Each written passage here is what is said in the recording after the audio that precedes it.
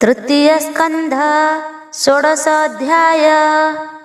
श्रीहरि वाक्ये होई शांत, सनक आदि ब्रह्मासूत।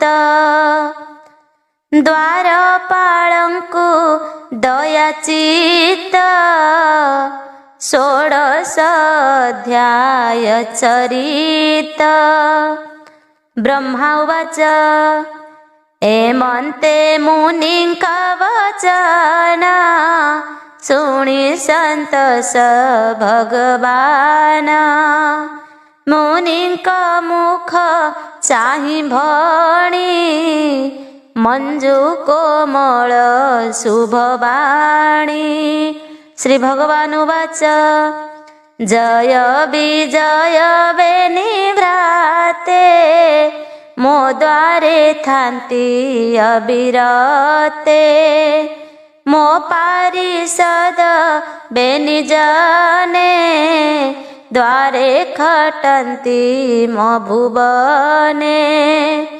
कदर्थ करि जेबे मते, कोप बसाई तुम्भ चित्ते।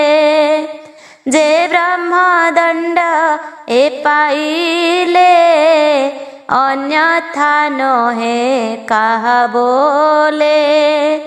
मुहि सम्मत कली चिते, देव हेलन अनुमते। जेणु ब्राह्मण इष्ट मोर, तेणु सुदया तुम्भे कर। तुम्भे प्रसन्न हुआ चिते, एहांक दोष क्षम मोते। असाधु कर्म जे करन्ति, से अपराधे स्वामी कीर्ति। नासन्ति लोक अपजसे, व्याधि जे सने रूप नासे। जाहार जस गुण सार, जेन्हे निर्मल सुधाधार। श्रवण पुटे करिपान, संसारु तरे सर्वजन। से वैकुंठनाथ मोहि, तुम्भर भाव हृदय बहि। तुम्भर कोप तिरेके, मिलिली तुम्भर समीपे। तुम्भे मो भाव दूर करी, अत्यंत कोप हृदय धरी। बिहिल द्वार पाळे दंड, ब्राह्मण तेज परचंड। जेउ ब्राह्मण सेवा फळे, पवित्र रेणु मो पୟରେ। सद्य प्रसंगे मळहरे, सकल प्राणी की निस्तारे। से पाद कमला निरते, प्रेमे न छाड़े कदाचिते। जार कटाक्ष लेस पाई, ब्रह्मादि देव तप ध्याई। मोते ब्राह्मणे वेद मार्गे, जगे पूजन्ति हविर्भागे। एणे संतोष मोर नाही, ब्राह्मण देहे मु बसाई। दधियोदन घृत प्लुते, मधु संयुक्त वेद मते। ब्राह्मण मुखे जेबे भखे, मु मुहि भुञ्जई ता प्रत्यक्षे ब्राह्मण पादर जवळे मुए संसार जनमेळे माया विभूति ऐश्वर्ये भुञ्जई सर्व देह माझे मो पाद जल अघद हे चंद्रशेखर शिरे बहे पवित्र होन्ति तिनि लोके एमंत हेले हे मस्तके किरीटे जार रेणु बहे ब्राह्मण दोष के न सहे विप्र शरीर मोर तनु एणु दुस्सह विप्रमन्यु जे भेद बुद्धि विचारी मोते चिंतन्ति भिन्न करी से मोरे अपराध करे केबे संसारु न तरे जमर गृध्र रूपी दूत चंचुरे नासे दृष्टिपथ ब्राह्मण देहे द्रोह चिंती ए भव सिंधु न तरन्ति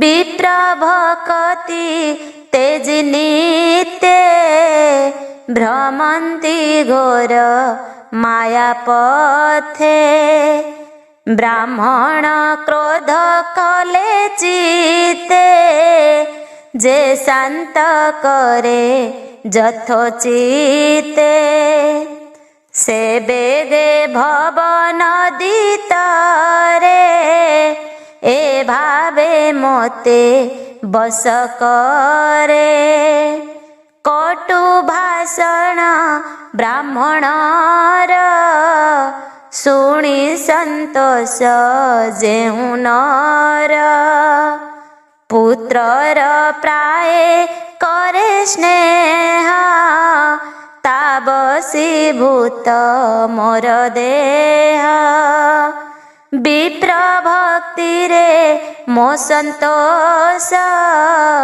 मोहि निश्चय तार बस तुम्भर ब्रह्म साप फले तृतीय जन्म रबितले दुष्ट आचार कर्म करी धर्म धर्म न विचारी एवे तुम्भर संतोषे पुणी मिलिबे मोर पासे मु पुणी तांक उपकारे शरीर बहिबी संसारे करिबी ताहांकु निस्तार कहिले प्रभु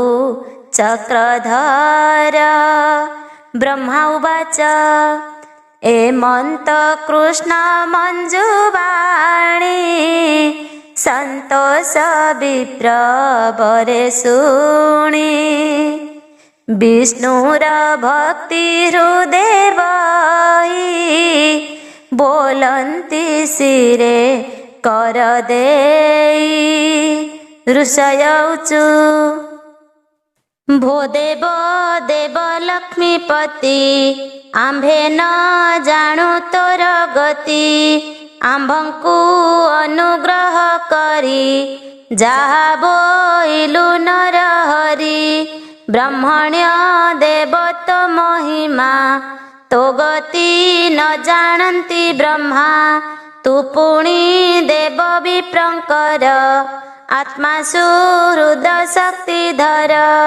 धर्म तो शरीर प्रकाशे जे धर्म सृष्टि पाप नाशे तू नाथ निर्विकार धर्म तार रक्षण तोर कर्म जाहार अनुग्रहे जन धर्म संचय द्यंती मन तो पाद पद्म सेवा बळे मृत्यु जीणंती अवहेळे तू अटू एमंत पुरुष आंभर अनुग्रहे आस एतोर गति विपरीत के अबा जानिब किंचित एमंत मुनिंक वचन शुणी संतोष भगवान अत्यंत स्नेह भर होई कहंती विप्रंकु नाई। श्री भगवान वाच जय विजय बेनी भाई तुम्भर चित्ते क्रोध देई असुर जोनिए पाइबे दुष्ट कर्म को आचरिबे पुणी आसिबे मोर पुरे सुवर्ण बेत्र धरी करे एबई कुंठपुरे बास जेबे तुम्भर मने तोष। ब्रह्मा उवाच से चारि मोहर नंदने तक्षणे आनंद लोचने विष्णुर मुख देखि तोष बेगे मिलिले विष्णु पास स्वभावे विष्णुर भुवन जहि न थांती दुष्ट जन हरिंकी करी प्रदक्षिण आज्ञा मागिण मुनिगण विष्णुर पादे से न मिले आनंदे निज स्थाने गले द्वारपालंक मुख चाहि कहंती प्रभु भावग्राही तुम्भे जे धरणी मंडले जन्म जा असुरंक कूले तुम्भकु शरणमु करिबी तृतीय जन्मे उद्धरिबी ब्राह्मण शाप नाश पाई जदि बा समर्थ अटई हेले हे समत मोहर भय न करबेनि वीर एकथा कमला समीपे कही मु अछि पूर्व कल्पे मोर एकांते लक्ष्मी जानते जेबे निरोध कल पथे ब्रह्म हेळन जे करंती मो हृदय शल्य समर्पन्ति तुम्भर तारण निमन्ते मु देह बहिबी जगते तुम्भर तुले मोर जस शुणन्ते पाप जीवनाश मो कथा भुवन पावनी ए भूमि मध्य देह